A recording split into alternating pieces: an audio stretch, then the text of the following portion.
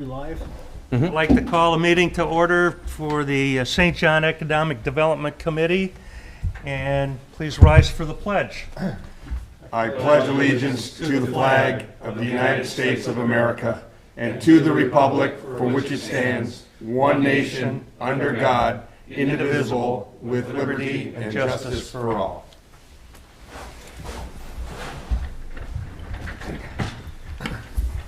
Okay, can we have roll call here, please?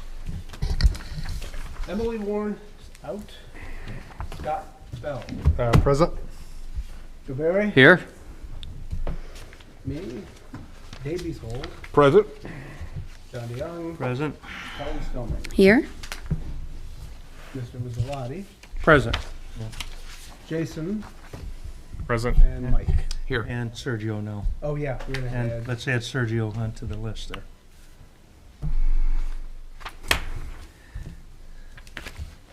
And he's present, so thank you everyone for coming and giving us the town of St. John your valuable time, so we appreciate that. Before you, we have the minutes from the July 27th meeting. I'd like to have you review them for accuracy, and any changes, let me know. And if you're okay, I'd like to have a motion to approve.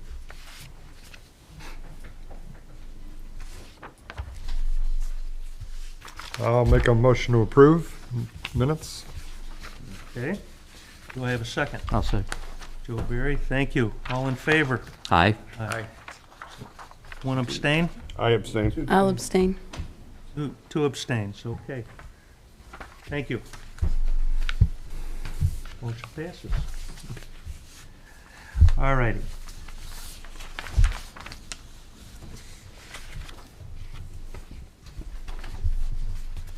Okay, new business for, you have a handout there for economic development in front of you, which I just received myself tonight, but I also got the effective rates for the SBA and the RDC. And just if we have any developments coming to town, they have 25-year money for 4.981%, so that's very good. If you want 20-year money, it is 4.994%, so makes a little bit difference there, but that's the effective rate as of 8/13 this week. And how long is that good for, John, do you know? Well, that changes almost Right. by the week. Okay. Depending on what the Fed does. And obviously, I think we, Yeah. see And you, It's not going down. no, I was just gonna say, obviously, we see that going down, right? well, 2 weeks ago it was up to 5.1 or 5.2 Okay. on commercial using the SBA. Well, Kelly should have a crystal ball, right, Kelly? Oh, yeah. Right. Yeah, this is just so the residents understand that what the SBA is, Small Business Administration. They do, they underwrite 50% of the loan. The local banks will underwrite 40% of that loan, and the individual doing the building does comes up with 10%. So they have to, they're in their building at a good rate and with less than 20% down, and you bankers can tell us what the normal rate for down payment is. Probably 20% or plus, I'm sure, on commercial buildings, right? Could be. Commercial? Yeah, I'm not sure on commercial. We'd have to talk to our commercial guy. Yeah, you have to check the commercial. Okay, but that's what I'm familiar with. That it is, if it's not an SBA loan, you're at 20% plus, depending on your credit worthiness. So. But that's in front of you now. Joe, who gave us this pamphlet on economic development? That would have been Sergio. And I'm gonna have him talk on that. You want to discuss this? Yes, Okay. I would. Yeah. So on September 21st, Wednesday, September 21st, we're having a professional development workshop for Board of Zoning Appeal members and Planning Commission. The workshop will be at the Fire Department Training Room from 6 to 8:30 p.m. We're inviting other boards and commissions, economic development, redevelopment, town council, department heads, and essentially Yeah, what we've, time is that gonna 6 to 8:30. be? 6 So to we'll be 8? getting out more information shortly. And so we've asked KK Fritz. KK Fritz is a FAICP. She's a fellowship of the American Institute of Certified Planners. She's one of 5 in Indiana. And she does this type of training and for professional development. And so one of the things we're asking her to talk about is how these boards, the boards and commissions process and decision-making and how they should be making decisions and how other boards and commissions interact or would be acting, consecutively on different projects and how we're all really in this together on some of the decisions that Plan Commission makes, the EDC makes, the Redevelopment Commission makes, Park Board, because it really comes down to quality of life. And so I've asked her to come in and speak to that matter. Well, like I said, we'll be getting information out to the rest of everyone else, but just mark your calendars if you're available on September 21st from 6 to 8:30 in the fire department training room at the Public Safety Building. And as part of that, I've also asked her to speak to this matter here, which is a manuscript identified as the Citizen Planner Guide, which we'll be distributing to Plan Commission and BZA members. Just another tool for them, which kind of helps cite state codes. But within that manuscript, there's a chapter identified as economic development, and I just wanted to kind of provide an excerpt of that manuscript for you all to review. Because it's interesting in that manuscript, it talks about the relationship of economic development to land use, long-range planning, the impact of infrastructure for business attraction, business retention and expansion. If you want businesses to stay, what type of infrastructure are they needing? If you want them to expand, even attracting businesses. Again, all that goes through some of the Plan Commission's decisions with regards to road widening and infrastructure, as well as other boards and commissions. Also in this chapter, it talks about business incentives, different tools out there to help incentivize businesses to come, as well as the need or the purpose of diversifying communities' tax base. Again, a lot of these are different boards and commissions that make some of these decisions. And so we're planning on having that presentation, at least some of the discussion, but I'd like for Economic Development Commission members, if you guys are all available, to at least kind of participate or sit in on that. We may be also working with, possibly maybe next year as well, as contacting an attorney who currently worked for AIM, Indiana Association of Municipalities, which is the old acronym, I think. Is that right? So, in any event, she was an attorney for economic development boards and commissions as well. We're going to see if maybe she's willing to come on board at some point in time next year and kind of give some discussion on ways to negotiate 3Ps, public-private partnerships, how to navigate through some of those, where some of the pitfalls, as well as maybe discuss the discrete nature of business, kind of attraction and kind of discussions and how what some of the most successful ways of accomplishing some of these endeavors would look like. But as part of this, in this chapter, I think the last page talks about connecting economic development to planning. And in there, it's interesting enough, it talks about conduct economic development activities according to well thought out plans. And interesting enough, like I said, this morning we met with Robinson Engineering and Tesca Associates. And in there, as part of our discussion, we talked about creating a master road plan which would dovetail with a corridor study. And as part of that corridor study, what we're looking to do is identify land uses that would help direct the Plan Commission to develop that would diversify the economic base of this community. And so that way there's kind of a game plan moving forward to the next 10, 15, 20 years to help towards sustainability with infrastructure, road widenings, as well as types of land uses. And then again, all this is in working or meeting with Tesca Associates this morning. That's kind of what their bailiwick is branding of sense of place, social economics. They showed us some social economics of the town, very interesting. Talked about land use and just diversification of the economic base for the town as well. But I think they do it's a full service team, and they host a wide range of everything from landscape architects to comprehensive plans updates, economic development. Just knowing that our comprehensive plan was updated in 2017, and seeing the results of what's coming out of the 2020 census. There's just a lot of change that's occurred, and it'd be good to get a benchmark of where we were in 2017 to where we're at, now and then moving forward. Again, having that information really is going to show the types of businesses that we want to attract and industries into the community based on some of the social economics that the community's had over the last, or changes that have occurred over the last, 5-7 years. So Yeah, and to kind of piggyback on what he was saying is, one of the things that TESCA is going to do is they're going to do a lot more of the community outreach yes, to gain access and input from the public as well as, businesses and stuff.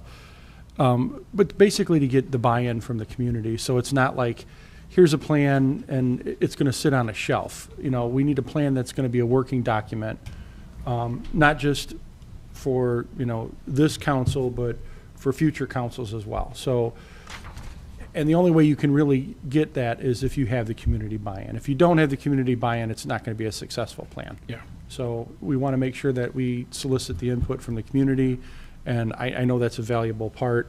But basically to kind of give us a vision plan on where we want to go, how we want to go, and what we want it to look like. So we're just not, having uncontrolled growth. Yeah, no, Joe's absolutely correct. I think when we met with them, with TESCA this morning, one of the specialties is in community buy-in and hosting public events and getting input, and then really creating this corridor study and master road plan in place, because now the community's aware of it. We get in our offices, plenty of emails from passionate residents wanting to know what's happening with this, what's happening with that, and no better than to, keep us accountable than our residents and our constituents. And it really gives everyone moving forward an idea of how we should grow and what's the best growth. So Sergio, do you think it'd be important to have the RDC members there? they will be invited. Yeah. Okay. So we I can reach, I know Yeah. those folks, I can reach out to yeah. them. Okay. Yeah. Want? Yeah, absolutely. We're going to coordinate through the town manager's office, invite different boards and commissions, and whoever's the speaker, KK, is open to. There's no limit. So whoever wants to, the public, they're welcome to attend as well if they'd like to learn more about the workshop for professional development and Board of Zoning Appeals and Plan Commission members. Yep. So. Very good. Board's on board with this? Kind of a, I love it. yeah, Yeah, great idea. yeah. Needed. Yeah, I think having that plan and making it workable, you're absolutely right. It'll serve us well down the road. So thanks, Sergio, for setting this up. So, can we get an update on US 41 paving, removing barricades, and when is that going to happen, Joe? So the work has been progressing. The town went in there and went through the contractor and removed the obstruction, if you will. We had a forced water main and a forced sanitary sewer and a water main, 12-inch water main, that had to be removed out of the way so they could replace the box culvert. Right. They've been in the process of replacing the box culvert. Hopefully they get everything wrapped up by next week. Our contractor will get in there, tie it up, get it pressure tested, get it chlorinated. That's the word for it. Yeah. Put the force main back online, get that buried, and then milestone and get in there and finish up their asphalt work. So hopefully, Taking a while. oh yeah. We anticipated having everything done by the end of September, road work and all. So hopefully everything goes well. I do know that there's another conflict involving shoring up a fiber optic cable. AT&T, I think it was. Yeah, AT&T has a fiber optic cable over there that was kind of causing a conflict with the head wall of the culvert. We found that out yesterday. So they have to shore their fiber optic cable up and get it out of the way. So I'm hoping that doesn't take too long to get that done. that's where we're at with it right now. so. And thank you for responding. I get asked weekly. I and get I'm it. sure I- every member in town here does. I get too, like, asked a what's lot. going on? I've got my regular point of contact down there who texts me frequently, and how's it going? How's it going? So, What are we and doing? I appreciate that because, Yeah. you know, I understand the frustration with that whole project. And it's unfortunate that, you know, just breakdown in communication. And that shouldn't have been the case. So I've been in constant contact with NDOT and with the engineer for NDOT since May. I mean, like literally weekly. Can we get some of that information on our webpage, and so residents can, you know, just kind of tentative finish dates? I mean, the residents Yeah, really they can want- get on Facebook and complain all they want about it. Yeah, if Yeah. it- I mean, more they- information They do out on there. NDOT's page, so why not ours, right? Yeah. Well, Well, yeah. no, I know what you mean. It's important to residents, and be nice if we were, you know, more transparent with all the, just easier access to information. It's frustrating. I mean, I totally get it. When you got to drive up and down that road every day, it's very frustrating. Yeah. No doubt. It's very frustrating. So when that's done, there'll be a collective hallelujah. Very good. Okay. Thank you. Anybody have new business? I have two. Is one of them these? It's, that will be you. Okay. I have two businesses that I met with this week that we need to talk about, and I'm excited about them because I think they can come to fruition. So we'll get together and try to see what we can accomplish with getting them in and having a meeting with them. And just want to make sure that we're all on the same page when we do that. So that's that. And then we also have a draft that Joe's going to speak about in front of you that I just printed out for our Riverfront development licensing. And we have the ability here too, if we need to add something, we can do that because it's in a draft stage. And So to Yep.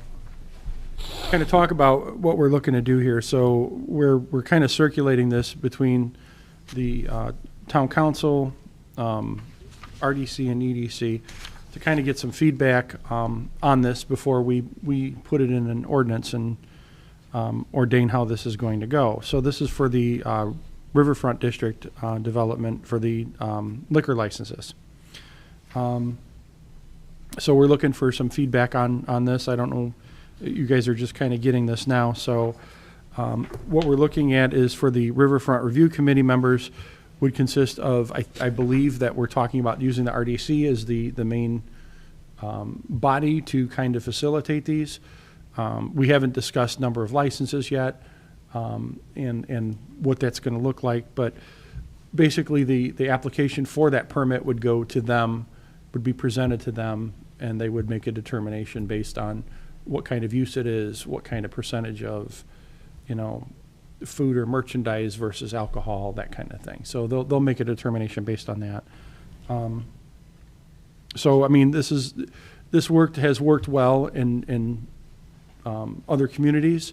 I think it's going to be a good economic development driver here as well. Yep. And we've gotten a lot of good feedback from some of the developers with respect to having this. What it does basically on the Riverfront District, so right now if you wanted to get a liquor license, you're going to spend a lot of money on getting a liquor license. So if you're trying to do a startup kind of business, this is going to probably cost, you know, $300,000, $500,000 to get a liquor license. That's just how expensive they are in the state of Indiana. With those liquor licenses, you can go from, you know, here to here and relocate without any issues because you own the liquor license. Under this model, the liquor license is site-specific, so it can't be moved to a different location. This is a site-specific license for that individual site. So it's a little bit different. These are intended to be a low-cost economic development assistance, not a $300,000, $500,000 upfront cost to start business, which anyone that's ever started a business knows that's a lot of money to put up just for a license. And if you're trying to get in the restaurant business, that's a key component to your business model. So it shouldn't be your primary, but to some people it is. So, but if you're putting up that kind of money, that's a lot of money to put up. Yeah.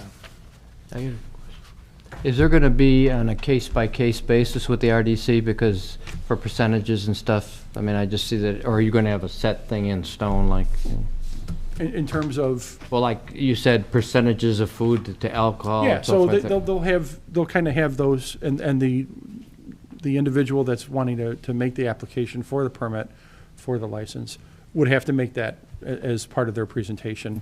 We expect 60% or 75% of our sales to be food and 25% to be alcohol. So those are the kind of things that they're going to be looking at and focusing on. So we have, this board has the opportunity to review this draft, and then any additions may be submitted to Joe's office. If you could get those sooner rather than later, even if everything looks great, just something, send me something if you would. All right. And, Because I want to make sure that everyone's had some input on this as far as the EDC, RDC, and the town council. So please review that and then try to shoot an email off to Joe so that's completed. And this will surely benefit our community. Oh, yeah. We've worked on this 5 years now. Wow. Yeah. Well, I'm glad it's done. Huh? I'm glad it's done. Well, we've We're rounded third. We're at the finish line, right? Yeah. We've rounded third. So, Yeah. okay.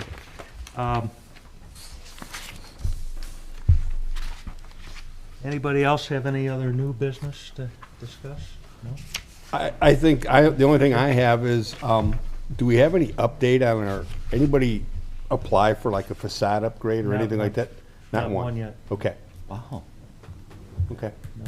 We, and that would have come through the office and then went passed on to us, but we haven't Okay. seen anything yet. Well, I mean, we've kind of let that go while we were busy with the whole Freedom Fest thing, and now it's summertime and a lot of stuff like that doesn't get done over the summer, so I was just curious if anybody had at least inquired. I have not seen anything, and they're directed to, if they go to the webpage, they're directed to submit it to Joe first, and then he would get it to us for review. So it's just another benefit that we can help existing businesses. We have TIF funds and things like that for new development, but the existing businesses, that's really nice that they can really get a little bit out of that to try to improve the looks of their place. So, And real quick, I know we have a new business that's looking to come into the old Centaur Bank One building, whatever that, over at the, Coffee shop. yeah, Yeah. Bugsby. Is it Bugsby? yeah. Big B, yeah. Yeah, I know they were before the zoning board, but I don't think anything, do they need anything else at that point, or they're just waiting? No, it's going to go before the council. Yeah. They received, September. they received a favorable recommendation from the planning, from the BZA to the plan, to the council for approval of the use. We worked with them today on their signage. So once the use is approved, they'll be ready to move forward. Yeah, and I know they had some kind of improvements planned for facade and stuff like that, Yeah. too. Yeah. If it's the same company in Michigan, I think that they would redo the whole facade. Yeah. They would, they have a certain color scheme and, There's certain standards. Yeah. Yeah. so, yeah. And that's interesting because I haven't seen any out here yet. Yeah. I've seen them out here. Really, in this area? Yeah, where is the closest one? They're mainly in Michigan and Ohio. I know there's one over here somewhere. It'll come to me. I'm gonna have to look it up now, but I know there was. Bugsby? No, Bigsby's. Bigsby's. Yeah, I see them in Bugsby, Michigan all the Big B. time. Yeah. That might be the gambler guy, Bugsby. Might be Valpo. Could be. Look that up. Oh, they got them out here somewhere. okay, Joe, any reports? No. Kelly? No. No? Rob? No, nothing new. There you David? go. Nothing else? It's in Crown Point. I'm like, Oh, yeah, yeah, they're next door. close. All right, great. there was talk of widening and expanding the lanes at 93rd and 41. Yep. Is that still in the works, or is that coming up anytime? Well, again, that's a state thing, but yeah. Yes, right now, they're in utility relocation. They've got the design pretty much completed. What the plan called for was expansion of 93rd going eastbound to include a straight-on through lane, 2 left turn lanes, 1 coming westbound, and I think a right turn lane as well. Yes. Yeah, Yes. so, and that would I was continue. taking some of that church property. Yeah, I think, so, right? we had a meeting with some folks from the church, and it would include acquisition of right-of-way over there. And one of the things is that the sidewalk and the new lane configuration would be literally right up on the house, the old parsonage rectory. Yeah, there's not a ton That's of there. room there. right. So, the church is amenable to it. You know, the town acquiring that property for the right, not the property, but demoing the house basically and just covering the cost for, the house. And then letting the church maintain the property because there's no sense in the town maintaining the property. And then we would gain our right-of-way access from that point. What about the bank on the southeast side? That's a whole nother issue that we're gonna be looking at. That's something that needs to be removed. It's a blighted old building, that doesn't have sanitary sewer anymore. I don't know how that happened. But it needs to go. It's not something that I think the town, wants to have a business at that location. So I think that needs to go. Do we know about when that might get started? Maybe next year sometime? Yeah, or- so the 93rd Avenue project is teed up for construction phase and bid letting sometime in January, February. And then that'll probably commence in the spring. Okay. Yeah. But I know the right-of-way, moving the utilities, and there's fiber cable that's going to be very expensive for someone to move. It was approved on Yeah. first reading at last meeting, wasn't it, the plan? If I remember correct? No, Denny Cobb came and did the presentation. There's bond money that's out there. There's like 2.9 million that's set aside specifically for that project. There's water mains that need to be moved, so the water utility is gonna have to cover those expenses. So while the price tag might be at 5 million, there's enough money for that project to get underway. It may need to be scaled down,